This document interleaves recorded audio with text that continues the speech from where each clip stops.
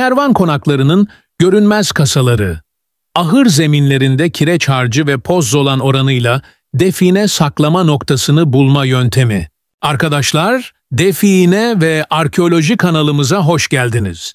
Bugün size sahada defalarca test ettiğim, herkesin kesinlikle bilmesi gereken bir konuyu anlatacağım. Kervan konaklarının gizli kasaları. Özellikle ahır zeminlerinde kireç harcı ve pozzolan, yani dayanım artıran toz katkı oranı üzerinden saklama noktası tespiti. Bu video, kafanızdaki soru işaretlerini netleştirip sahada nasıl kanıt toplayacağınızı adım adım gösterecek. Çünkü yüzlerce han ve kervansarayın restorasyon raporları, vakfiye kayıtları ve arkeolojik kazı günlükleri bize hayvan barınaklarının sadece barınak olmadığını kanıtlıyor. Ve tüm bunların ayrıntısı ise malzeme kültüründe gizli. Harcın kimyasında, zeminin davranışında ve işaret dilindeki küçük kaymalarda. Bu yüzden önce tarihi arka planı kuracağız. Nedeni ise hangi dönemin hangi malzeme karışımını tercih ettiğini bilmeden sahada doğru okuma yapmak mümkün değil. Sonra işaretlerin ahır bölümlerinde nasıl farklılaştığını göstereceğim. Ardından kireç ve dayanım artıran toz katkı oranını arazi koşullarında yalın testlerle nasıl okuyacağınızı anlatacağım. Hazırsanız videomuza başlayalım.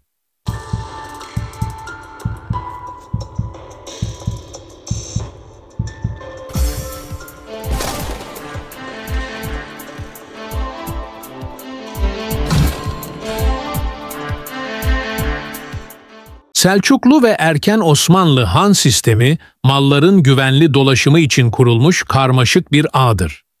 Konukların yatakhanesi, mescit, depolar ve ahırlar bölümlere ayrılır. Şimdi sizlere çok kritik bilgiler vermeye devam edelim. Kıtlık, yağma ve savaş dönemlerinde yüksek kıymetli eşyalar herkesin baktığı odalarda değil. Göze görünmeyen, kokusu saman olan yerlerde saklanır. Çünkü kalabalıkta görünmezlik en güvenli kalkandır. Ahırların kalabalığı, gece gündüz ayak izleri ve hayvan gübresi yüzünden iz saklama kabiliyeti yüksektir. Kaynak izleri, Konya Zazadin Han ve farklı yerlerdeki çalışmalarda, konservasyon raporlarında zemin altına ikinci bir sıkıştırma katmanı ve farklı harç reçeteleriyle karşılaşırız.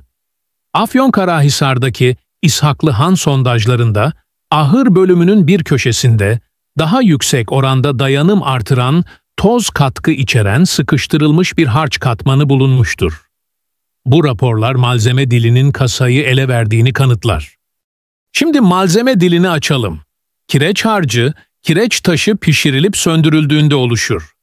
Dayanım artıran toz katkı, yani pozzolan ise doğal volkanik kül, tuğla tozu ya da kireçle reaksiyona giren silisli malzemedir. Dayanım artıran toz katkı katıldığında harç suya ve hayvan idrarına daha dayanıklı olur. Ahırlarda idrar ve amonyak yüksektir. Normale göre daha dayanıklı reçete gerekir. İşte hile burada başlar. Sıradan yürüyüş yollarında orta sert harç kullanılırken, saklama kapağının üzerinde su kimyasına dayanıklı, daha yoğun, daha pürüzsüz bitişli bir harç karışımı tercih edilir. Nedeni ise uzun yıllar boyunca koku, nem ve yük altındaki kapağın çözülmesini engellemektir. Bu farklı reçete, yüzeyde renk, dokusal parlama ve çekiç sesi farkı bırakır. Dönemsel bağlam önemli. Selçuklu geç evresinde kırık tuğla tozu katkısı yaygındır. Erken Osmanlı taş ustaları bazen ocak külü ve ince öğütülmüş kiremit tozu karıştırır. Geç Osmanlı sivil hanlarında modern çimento görülebilir ama bu geç dönemdir. Aradığımız kasa kapakları çoğu kez çimento öncesi dönemdir. Bu yüzden yerde modern çimento gibi camımsı sertlik görüyorsanız ya geç onarım ya da yakın dönem müdahalesi olabilir. Buna aldanmayın. Asıl ipucu ince tuğla unu, volkanik tüf unları ve kül katkılarının suyla temas eden ahır zeminlerinde lokal ve maksatlı yoğunlaşmasıdır. Şimdi işaret diline bakalım. Ahır bölümlerinde hayvan figürü, nal, hayat ağacı ve terazi işareti sık rastlanan ikonlardır. Terazi işareti genelde denge ve pay anlamına gelir. Ahıra yakın terazi, değer bölüşümü ve ortak kasa imasına işaret eder. Balık işareti, su kaynaklarına yakınlık ve nem kontrolünü düşündürür. Ahırda su yalakları ile kasa arasında sayım adımı ilişkisi kurulabilir. Cevabı ise yalak merkezinden belirli adım sayısı, niş hizası ve kapı eşiği üçgeninde gizlidir. Bu üçleme birçok han planında tekrar eder. Araziye çıktığımızda ilk kural plan okumasıdır. Giriş kapısından ahıra kadar olan yolu, sütun aralıklarını ve hayvan bağlama halkalarının ritmini sayın. Çünkü bağlama halkaları ara mesafeleri sabit ölçü verir. Tarihsel ölçüler zira ve arşın temellidir. Zira ve arşının ne olduğunu daha önceki videolarımızda bahsetmiştik. O nedenle tekrar etmeyeceğim. Sütun aralıkları genelde eşit ya da düzenli varyasyon gösterir. Kasa kapakları çoğunlukla ya son sütun ayağının yan yüzünde ya da yalakla duvar köşesi arasında kalır. Nedeni ise hem yük dağılımı güvenli olsun hem de gece bir kişi kolay ulaşsın.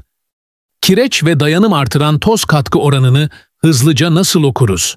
Önce gözle renk ve doku analizi. Dayanım artıran toz katkılı harç daha mat, tuğla tozu katkılıysa sıcak kırmızımsı nüans verir. Volkanik kül katkılıysa gri menekşe arası soğuk tonda olur. El sürtme testinde tozlanma düşükse yoğun bağlayıcı vardır. Tırnak çizme testinde iz bırakmayan ama metal uçla hafif camımsı kıvılcım veren bir sıkılık hissi alınır. Cevabı ise kıvamda. Saklama kapağının çevresiyle mikro doku farkı sunar. Çekiç ya da tahta tokmakla vurduğunuzda çevre zemin tok ve boğuk ses verirken kapak üzerinde daha kısa ve metalik bir çınlama duyarsınız. Bu seste karışık ses varsa boşluk yanıtıdır. Nem davranışı güçlü bir gösterge. Sabah erken saatlerde yüzeydeki ter boncuklanmasına bakın. Yoğun, dayanım artıran toz katkılı kapak suyu daha itici davranır ve boncuklar daha eşit dağılır. Çevre zeminse tozlu film halinde nem tutar. Kışın kırağı günlerinde kapak üstü daha geç çözülür. Nedeni ise ısı köprüsü farklılığı ve yoğunluk farkı. Akşam güneşinin yatık ışığında mikro parlaklık hatlarını okuyun. Kasanın dikdörtgen formu gölge çizgileriyle kendini ele verir. Kokusal ve kimyasal ipuçları. Ahır zeminlerinde amonyak ağırdır. Dayanım artıran toz katkılı yoğun harç amonyağı daha az emer. Koku profili homojen değildir. Yaklaşık 1 metrekarelik alanda koku kırılması varsa orada farklı reçete var demektir. Limon tuzu ve su ile çok küçük bir nokta ıslatıp hafif köpürme ve renk açılmasına bakabilirsiniz. Kireç tepkisi verir. Küçük bir asit baz test kağıdı ile nemli yüzeyde asitlik bazlık farkı ölçümü yapın. Daha bazik cevap veren yerde taze kireç katkı oranı yüksek olabilir. Yük dağılımı mantığını akılda tutun. Hayvan trafiğinin yoğun olduğu hattın tam ortasına kasa konmaz. Çünkü derin ayak izi hem kapağı açığa çıkarır hem de risklidir. Cevabı ise kenar kuşağında yatar. Sütun ayağına yakın bölge ya da yalak ile duvar arasında kalan yük gölge alanı sağlam seçenektir. Ayrıca drenaj hattı üzerinde kasa yapılmaz. Çünkü su sızıntısı harcı çözer. Bu yüzden zemin eğimini okuyun. Su hangi çizgiyi izliyor? O çizgiden kaçan ama erişimi kolay bir alan hedefimizdir. Arşiv ve saha örneklerine geçelim. Kayseri Sultan Han yakınlarındaki kırsal bir handa koruma amaçlı sondajlarda, ahır zemininde 80'e 60 ölçülerinde bir harç kapak tespit edildi. Harçta ince tuğla unu ve kül katkısı yüksek bulundu. Kapağın altında nişli küçük bir oda ve bakır alaşım kasnaklar çıktı. Vakfiye kaydında ticaret emanet kasaları ifadesi vardı. Bu örneğin sahadaki kanıtı harç reçetesindeki anomaliydi. İstanbul civarındaki Gevher Nesibe Hanı onarım notlarında Ahır zemininde yoğun su geçirmeyen katmanın yama şeklinde olduğu belirtilir. Yama alanının bir köşesinde kireç taşının ezilmiş iri parça boyutlu malzemesi görüldü. Bu iri parça boyutu kapağı kilitlemek içindir. Teknik bir ayrıntı. Kireç harcı ve dayanım artıran toz katkı oranını oran sayısı olarak düşünün. Saha tespitinde hassas ölçüm zor. Ama 3 basit gösterge var. Renk ve ton farkı, ses ve titreşim farkı, mikro çatlak deseni. Dayanım artıran toz katkılı yoğun kapakta kılcal çatlaklar daha sık ama daha kısa olur. Kuru dönemde örümcek ağı gibi kısa çatlak görülür. Sıradan döşemede çatlaklar daha uzun ve yönlüdür. Neden böyle? Çünkü yoğun bağlayıcı mikro çekmeyi farklı dağıtır. Ahır plan geometrisi ipuçları verir. Dikdörtgen, büyük alanlarda hayvan bağlama düzeni çoğunlukla ritmik tekrar eder. Kasa alanı bu ritmi bozan tekil geometri üretir. Örneğin bir bağlama halkası eksik ya da kapıdan ölçtüğünüz adımda ritim bir adım sapar. Bu sapma kasaya hizalanmış olabilir. Gözünüzle ritmi tanıyın ve bozuk notayı arayın. Şimdi işçilik izlerini okuyalım. Saklama kapaklarının kenarlarında mala izleri çevre zeminden farklıdır. Çünkü kapağın dökümü ayrı kalıp düzeninde yapılmıştır. Kenarları daha tertipli ya da daha keskin olabilir. Rüzgar ve toz izleri kapak hattında mikroskobik set oluşturur. Akşam ışığında bu set çizgisi net görünür. Cevabı ise basit. Işık yüzeyi konuşturur. Gündüz tepede ışık varken gözü yanıltır. Doğaüstü anlatıların bu sahada yeri var mı? Evet. Hanlarda tılsım hikayeleri çoğu kez ahır bölümüne bağlanır. Neden? Çünkü hayvanların koruyucu ruhuna atıf yapan kültürlerde kötülüğe karşı kapı bekçileri olarak düşünülür. Anadolu'nun bazı bölgelerinde nal işareti yalnızca uğur değil, aynı zamanda koruyucu kilit anlamına gelir. Bu anlatılar kapakların nereye konduğunu zihinde işaretler. Örneğin nal ucu kapıya bakıyorsa, kapak kapıya yakın güneydoğu köşeye kaydırılmış olabilir. Bu sadece masal değil. Sembol diliyle planın ilişkisini düşünün. Teknoloji desteğine geçelim. Düşük frekanslı yer radarı, çok kanallı elektromanyetik ölçüm ve termal kameralar ahır zemininde güçlü sonuç verir. Fakat ıslak zemin ve gübre kalıntısı parazit üretir. Nedeni ise tuzluluk ve su içeriğinin dielektrik sabiti değiştirmesidir. Bu yüzden gece soğuğunda kuru bir pencerede ölçüm yapın. Isı kamerasında gün batımı sonrası 2 saat kritik. Çünkü yoğun kapak farklı ısı gecikmesi verir. Boşluk üstündeki kapakta soğuma eğrisi çevreden ayrılır. Metal işleri ilişkisi. Kapak altında kurşun levha ya da bakır kasnak bazen ekranlama için kullanılır. Bu durumda metal dedektör yanıltıcı parazitli bir sinyal verir. Zayıf ama net bir kenar çizgisi duyarız. Boşluk üstü ile metal ekran arasındaki aralık sinyali kırar. Cevabı ise ızgara taramada ortaya çıkar. Dar tarama adımı ile kenar çizgisini çizin. Kenar düz bir dikdörtgen veriyorsa doğal değil, yapaydır. Güvenlik ve risk. Ahır zeminlerinde amonyak gazı, kapak altı eski hava, düşük oksijen ve olası kuyu bağlantıları ciddi risk taşır. Önce gaz ölçer ile kontrol edin. Kapağı asla ani kaldırmayın. Hava döngüsünü yavaş açın. Üstte havalandırma deliği yoksa kontrollü delik açıp bekleyin. Nedeni ise eski organik materyal çürümesinin gaz üretmesidir. Ayrıca yığma duvar titreşimi kapak kaldırmada çökme yaratabilir. İkincil takoz ve kısa destekler hazır olsun. Dikkat testi zamanı. 1. Akşam ışığında gördüğünüz dikdörtgen parlama hattı çevreden daha geç soğuyorsa bu neye işaret eder? 2. Yalak merkezinden saydığınız adımlarla sütun aralığı ritmi aynı noktada sapıyorsa hangi bölgeye odaklanırsınız? 3.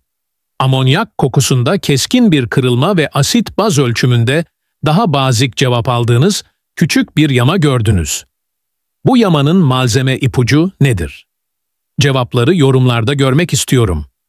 Şimdi saha protokolünü net liste olarak akılda tutalım. Plan okuma, ritim bozukluğu tespiti, ışıkla doku taraması, tokmakla ses profili haritası, nem ve kıra gözlemi, asit baz küçük kireç tepkisi testi, termal kısa pencere taraması, düşük frekans elektromanyetik ızgara, kenar çizgisi haritalama, güvenlik ve gaz kontrolü, belgeleme ve bildirim. Bu 11 adımı disiplinle uygularsanız o görünmez kasa artık görünür olur. Somut vaka analizi. Orta Anadolu Taşra Hanı'nda yalakla duvar arasında 3 arşınlık bir şerit boşluğu vardı. Sütun ritmi her 4 bağlamada bir halka eksiltiyordu. Akşam ışığında dikdörtgen parlama çizgisi netleşti. Tokmakta metalik kısa çınlama alındı. Asit baz ölçümü daha bazik çıktı. Kış sabahı kırağı en geç o dikdörtgende çözüldü. Kapağın altından çift kat tuğla, kemerli küçük bir niş, bakır alaşım kasnak ve kurşun mühürlü bir tılsım levhası çıktı.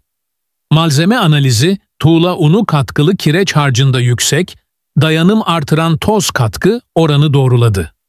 Bu vaka tüm metriklerin birlikte çalıştığında verdiği temiz sonucu gösterir. Medeniyetler arası karşılaştırma. Anadolu Selçuklularında ahır kasası genelde duvar köşesi ve yalak hattında.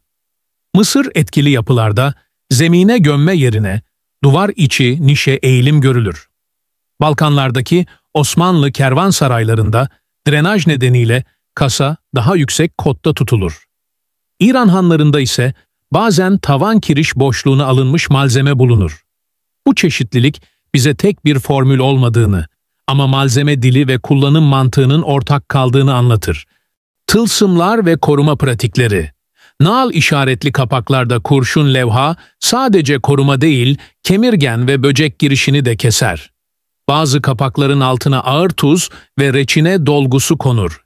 Nedeni ise nem ve koku kontrolü. Reçine tabakası yüzeyi sızdırmaz yapar. Bu tür bir kapakta çekiç sesi daha keskin çıkar. Ayrıca reçine kokusu çok hafif kopuk notada duyulur. Bu küçük koku ipuçları sahada fark yaratır. Define işaretleriyle mantık bağını kurun. Terazi işaretinde iki kefenin biri hafif sağa ise kasa alanı sağ koridorda olabilir. Çünkü işaret yönü alan dengesini verir. Balıkbaşı yalak yönünü, kuyruğu kapı yönünü gösterebilir. Çift halka, çift kasa değil, iki kilit anlamı taşır. Biri malzeme kilidi, diğeri törenle ilgili kilittir. Törenle ilgili kilit, çoğu kez sembolik olarak nal ucu yönünde çözülür. Bu anlatıyı sahada planla çakıştırın. Mikrozemin okuma. Toprak sıkışması kasanın üzerinde farklıdır. Hayvan yolları sürekli basınçla zemin sıkıştırır. Kapak üzerindeki sıkışma daha sınırlıdır. Çünkü kapak altındaki boşluk basınç dalgasını farklı dağıtır. Çok düşük açılı, yan ışık altında mikrodalga gibi yükselti farkı görürsünüz. Bu fark milimetrik olsa da fotoğrafta ortaya çıkar. Drone ile yalın fotogrametri ve gölgeleme haritası üretin. Drenaj ve tuvalet hattı ilişkisi. Ahırların bir köşesinde gübre çıkarma ve su tahliye hattı vardır. Kasa bu hattın üzerinde olmaz. Ama çoğu kez paralelindedir. Neden? Çünkü tahliye hattına yakın bölgede zemin kararlı kalmaz. Paralelinde ise hem erişim kolaylaşır hem de sudan kaçılır. Bu paralel çizgiyi bularak seçenek havuzunuzu daraltırsınız. İnşa aşamasında kapak nasıl hazırlanırdı? Ustalar önce altta küçük bir hazne örer, sonra üstte kalıp kurar, kireç harcını, dayanım artıran toz katkı ve tuğla unu ile zenginleştirir. Kenarlara iri taşlı kilitleme kuşağı atar. Üst yüzeyi mala ile sıkı bastırır. Bazen ince kül serperek pürüzsüzleştirir. Bu işlem izleri 100 yıl sonra bile okunur. Kenar kuşağındaki iri taşçıklar tokmak sesini kırar. Ortada daha camımsı, kısa çınlama duymanızın nedeni budur. Bugün kervan konaklarının görünmez kasalarını ahır zeminlerinde kireç harcı ve dayanım artıran toz katkı, yani pozzolan oranıyla nasıl bulacağınızı anlattım. Büyük resimden detaya indik, tarihi arka planı kurduk. İşaret dilini planla bağladık. Malzeme kimyasını sahada basit testlerle okumayı gösterdim. Teknoloji kullanımının ince ayarlarını paylaştım. Şimdi sıra sizde. Bu anlattıklarımı kendi bölgenizdeki hanlarda nasıl uygulayacağınızı planlayın. Dikkat testi sorularına cevaplarınızı yorumlara yazın. Beğeni butonunu kırın, abone olun, bildirimleri açın. Çünkü bu kanalda sahayı konuşturan, arşivle desteklenen içerikleri sizlerle paylaşıyorum. Sizin katkınızla bu bilgiyi büyüteceğiz. Yeni videolarda han tipolojileri, diğer define işareti çözümlerini, sarnıç bağlantıları ve drone fotogrametri ile mikro yüzey şekli analizlerini işleyeceğim. Hoşça kalın.